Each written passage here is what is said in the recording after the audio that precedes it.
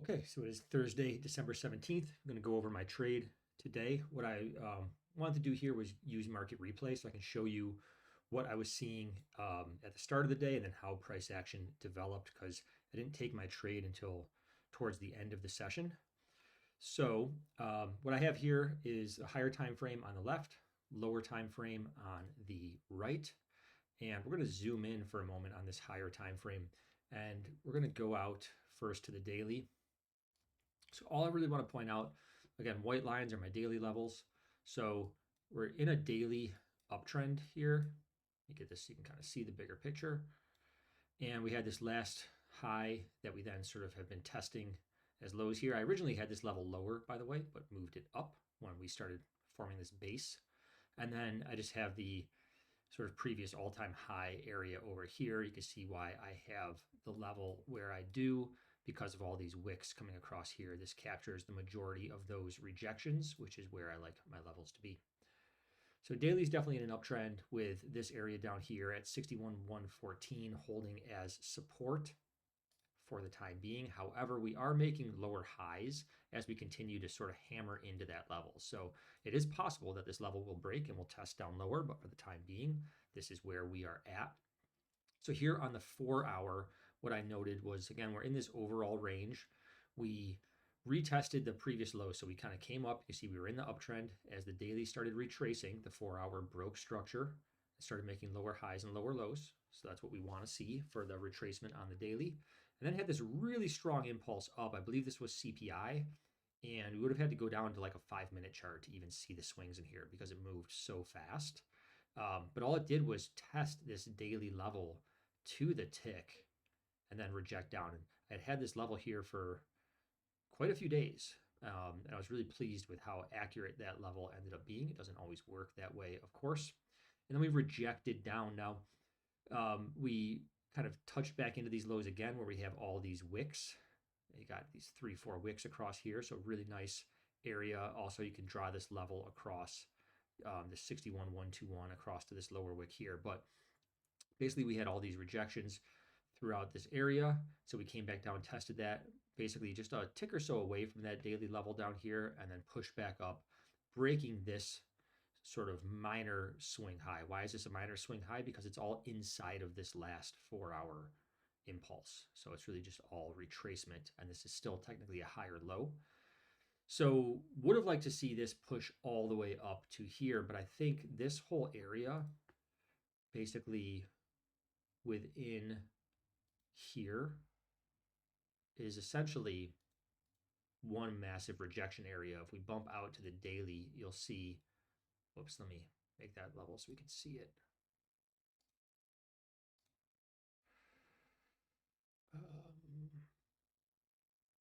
One second, guys, sorry. Just want to change the color of this and the visibility so that it can be seen.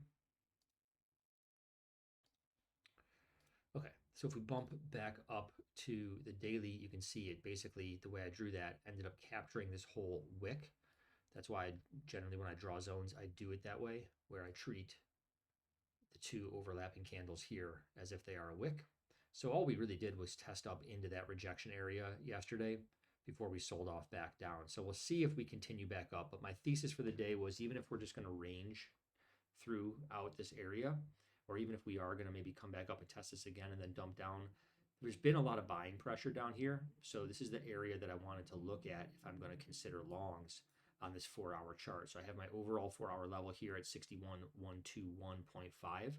But what I did was I initially drew this zone, basically, again, just capturing this whole rejection area on the 4 hour, or I might have done it like this, actually more accurately. And it's just a really big zone. So I wanted to refine it down. So I just went down to the 1 hour and then refined it down like that on the 1 hour. Again, just these two overlapping wicks will end up being, kind of just this one wick area on the 4 hour. So that's a little bit more of a reasonable zone to be looking at. And that's what I was looking at for my overall trade idea was, I drew these lines out this morning pre-market. So I was looking for bounces off this area, or if we came back up, be looking for shorts from this 61,132. So this is the 1 hour now. So you can see we had the 4 hour impulse up, which made higher highs and higher lows on the 1 hour. And then as we started to retrace, we started to make lower highs and lower lows on this 1 hour chart. But one thing I noted is that we had news pre-market, and then this got really kind of messy in here. But if we bump down to the 15-minute, we can actually see that last swing a little bit more clearly, that we had come up, and just before the market opened, we retested this previous structure point and we were starting to reject down. So I kind of kept using the 15-minute as more of my guide as I was going into the trading day, just because I thought it started to show the volatility changed, from pre-market into the open and after the news. So I wanted to bump it down a little bit to catch that rhythm a little bit more accurately. So now that we've got that, we can see this is where we were right before market open. And we're just going to fast forward through this a little bit so we can sort of see what happened.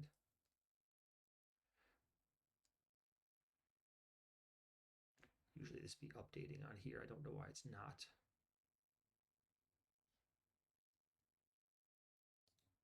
Yeah, it should be updating on there. Well, we'll see. It might catch up. So basically, price came down. It did tap into this level of interest. And I just didn't really have an entry here I liked, because I didn't want to try to target higher than this. You can see also we have these wicks up here on this lower time frame chart. I think at one point I even drew a little bit of a zone here just so I could stay aware of kind of where I might want to get out of a trade by. And so, entering here, very counter trend, just doesn't make a lot of sense to me. So I didn't take longs there. Same thing here on this impulse up. Even though I had drawn this drawing to take longs off here, right? The entries just didn't make sense for me based on the structure I was seeing, because I have no reason right now to believe that we're going to blast through this structure. So I just sort of watched it. I think my one regret of the day is I think I could have been more ready to catch this as like a double top up here, because we did end up having a really nice rejection, and actually a short off this level is not unreasonable. What prevented me from taking this short, which I don't necessarily disagree with, even though in hindsight it would have worked, is look at this candle on the 15-minute here. And then even if we look at this on the 1H, okay, so this is now 9:59, and this is basically the way that this hourly candle is going to close. So we had a rejection wick here to the downside, and then another rejection wick here that's about to close. So we did, yes, also have a rejection to the upside here, but I just didn't trust. I didn't trust what this was going to do at this point. And there was a chance that we'd just see this continue to push up and then retest and maybe offer us a long that looks something like that. So this wick is really uncomfortable for me to short into, especially shorting into when you look at this on the bigger picture. Remember, this 4-hour zone originally was much higher, and we basically be shorting into all of that. Not super comfortable for me. So I did not take this trade.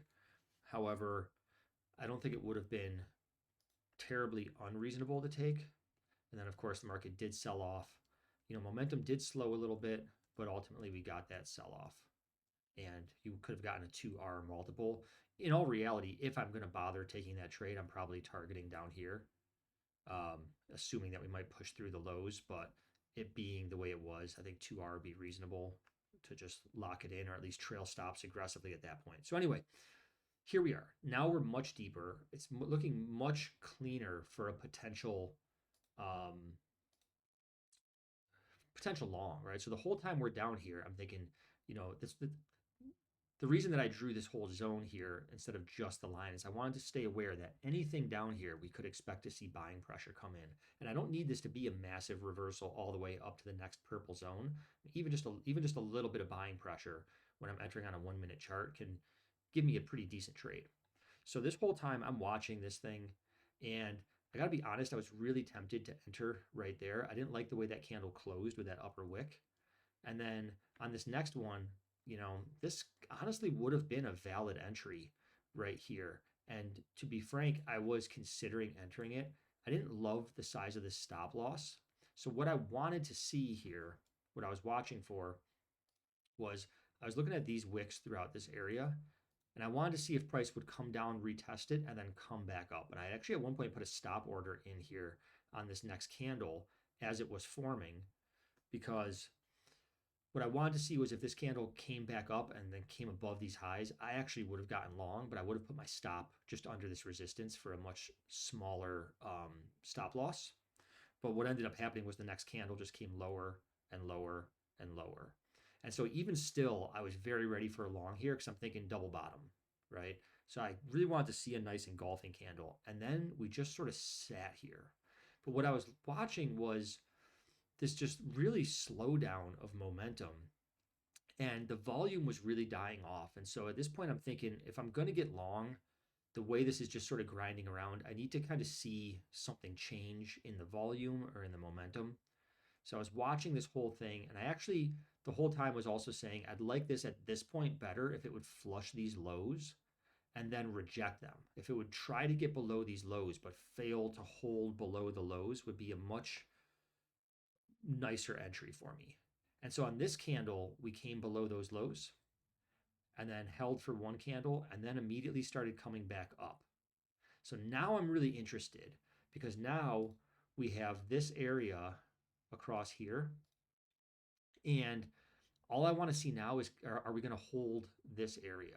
So we still had this same zone throughout here, this same blue zone that was acting as resistance. And so we came back down and we started to hold, came a little bit below it. And then boom, we got another little push up. And at this point, I'm also, like I said, I'm paying attention to volume. I'm going to move this so you can see the volume a bit better.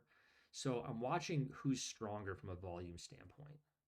And on some of these next pushes down, you can see the volume is really weak. And then bam, push back up. So we're starting to see this very weak bearish volume, and then volume starting to increase on these big bullish pushes, which with also much more momentum on the bullish side. So at that point, I'm very interested. Price rejects that same resistance area one more time. And then basically, once we popped up here, is where I wanted to get long. And I actually set a limit order right there and waited. And then price came down and filled me.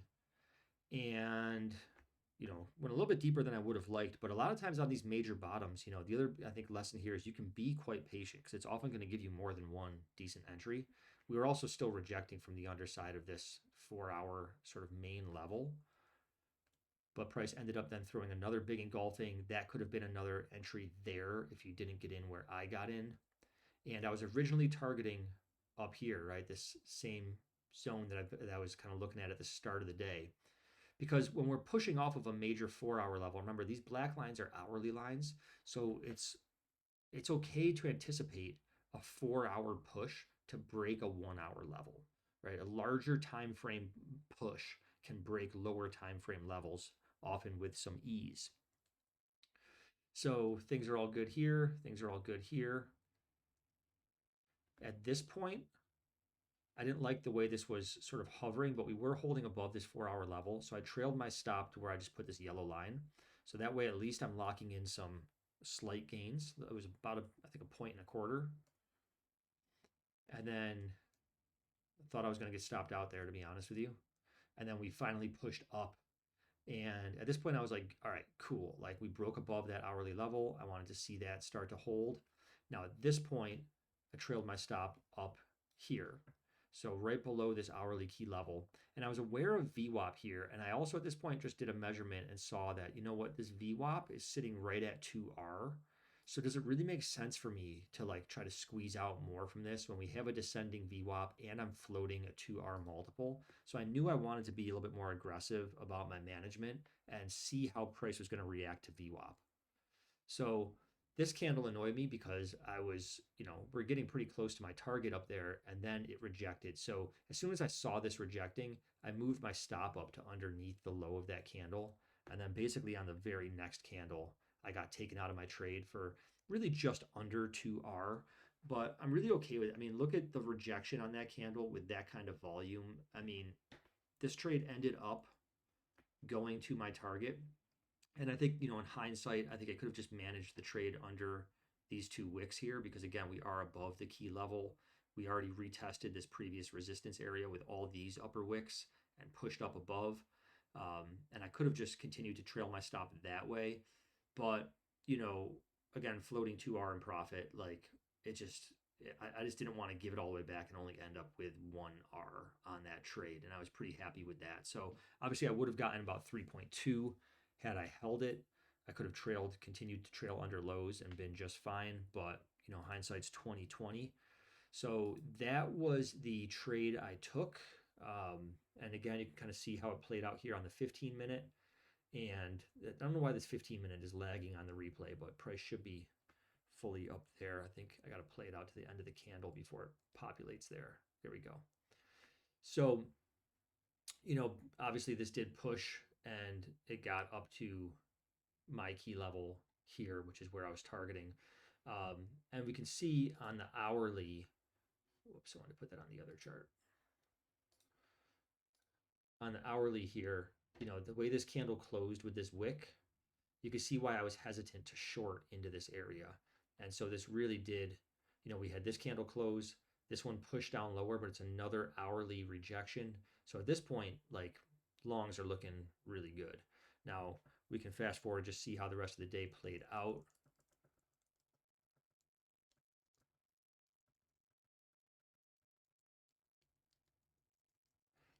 It's actually still currently playing out. It's 110 right now. So we're going to get to current price action very soon. So price really just consolidated around that level and then did pull back, which, recognizing that I'm going against the hourly trend here, but, pushing off a 4-hour level, I was comfortable kind of pushing up to like one more advanced hourly level, but I didn't want to push my luck here too much. And I'm glad because we did end up ultimately sort of rejecting back down from that overall area. And that brings us to current price action. So decent trade. I closed for a 2R multiple. That was my logic throughout the whole thing. Here you can see the completed trade. You can see how this bottomed out. Again, my entry was pretty aggressive. I definitely could have waited for this next higher low. But overall, it was a pretty smooth trade. And, I'm reasonably happy with how I managed it as well. So hope that was informational for you guys, and I'll catch you in the next video.